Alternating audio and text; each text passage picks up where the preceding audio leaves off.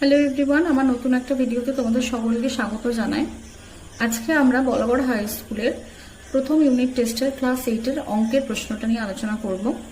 তো তোমরা যারা যারা আমার ভিডিও দেখছো, আমার ভিডিও ভালো লাগলে অবশ্যই ভিডিওটাকে লাইক করে দিও এবং আমার চ্যানেলটাকে সাবস্ক্রাইব করে দিও।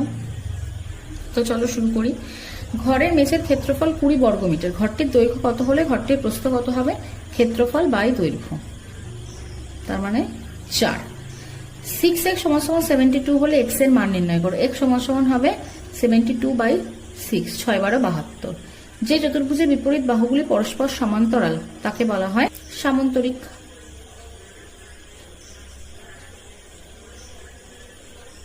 মূলদ সংখ্যার যোগ বিনিময় নিয়ম মেনে চলে। 27 কি পূর্ণঘন সংখ্যা? বিশ্লেষণ করো। 27কে যদি আমি ভাঙি 3 × 3 × 3, 3 × 3 = 9, 3 × 9 = 27। এবার এর যদি আমি ঘন করি তাহলে আমরা কি পাবো? 3। 70 ডিগ্রি কোণের পুরক্ষণ কত? 20 ডিগ্রি।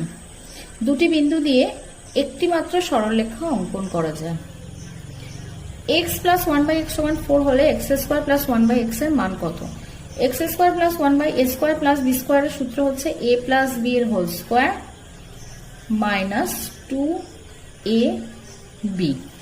a + b এর মান হচ্ছে 4² - 2, তার মানে 16 - 2 মানে 14। t এর কোন মানের জন্য x² + tx + 1/4 একটি পূর্ণবর্গ সংখ্যামালা হবে? t এর মান যদি 1 হয়